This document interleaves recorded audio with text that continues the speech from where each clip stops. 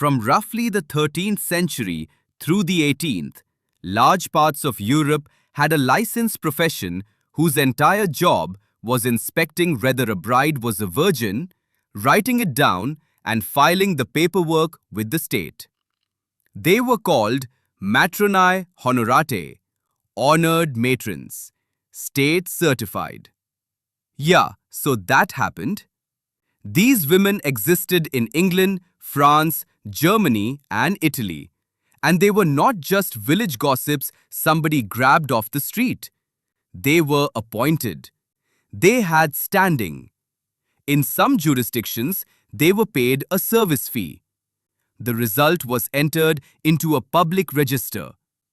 If a family disagreed with the finding, they could appeal it to an ecclesiastical court, the church courts that handled marriage disputes. So we are not talking about a folk tradition here. We are talking about a workflow with a receipt. Kind of like getting your car inspected at the DMV, except the car is a person and the inspection determines whether the wedding is legally valid. Great system. The fee structure varied by region, but the principle was consistent. You paid the matron. The matron examined the bride. The matron produced a written statement. The statement went into the record.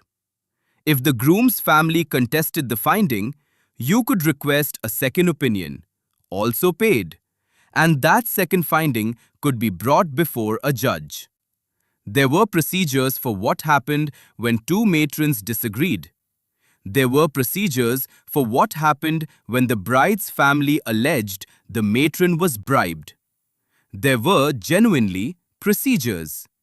It was functionally a notary public with a much worse job description. I want to be clear that actual humans designed this, on purpose, sat in a room, drafted statutes, argued about the language. Somebody somewhere was the guy who wrote the appeals clause. He went home that night and ate dinner. In England specifically, these examinations showed up in church court records.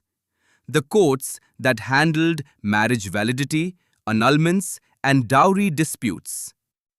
If a husband wanted to dissolve a marriage by claiming his wife had not been a virgin, or by claiming the marriage had never been consummated, the court could order an examination by a panel of matrons. The findings were entered into evidence. The judges weighed them, rulings were issued, appeals could follow.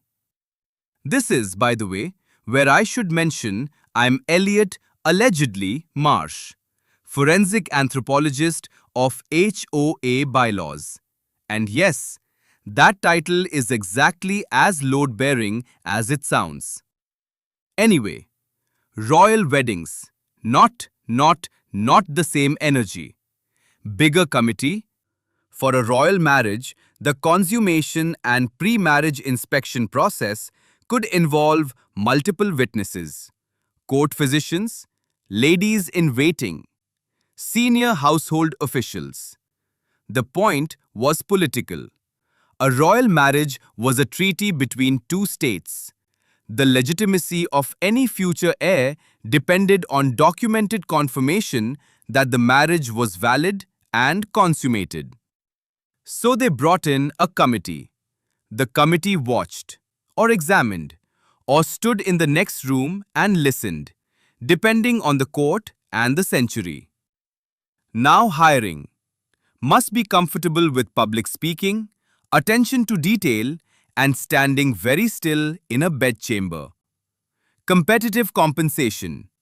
Growth opportunities at court. Which brings us to Henry VIII.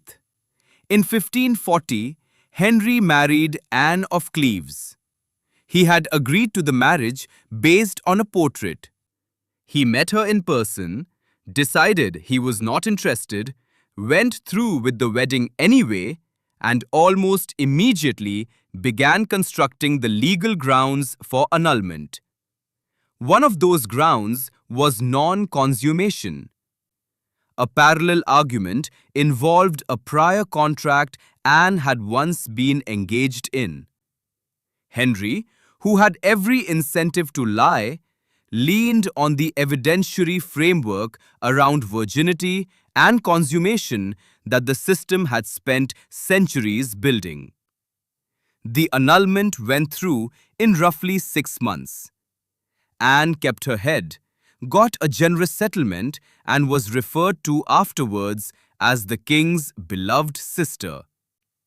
So the King of England used the official virginity and consummation paperwork to exit a marriage he didn't want. The system worked exactly as designed. The procedures were followed. A woman's body was entered into the legal record as the basis for a state-level diplomatic decision, and everybody involved went home and slept fine. Per our previous discussion, please find attached the dissolution of your marriage. Going forward, you will be referred to as the beloved sister. Let me know if you have any questions.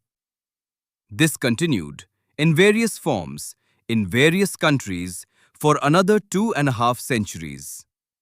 It softened. It got more private. It moved from public record to medical record to eventually nothing. But the basic legal architecture, the idea that a third party with a credential could produce a document about a woman's body that the state would treat as evidence, that took 500 years to dismantle. And arguably, parts of it never fully went away. 500 years. I keep refreshing my email instead of answering any of the emails in it. And I'm sitting here telling you about a continent that ran a licensed inspection bureau for half a millennium without one functional reform memo making it through the chain. Would not recommend. Management unresponsive across multiple centuries. 2 stars. Anyway, I have to go stare at my inbox and not respond to it.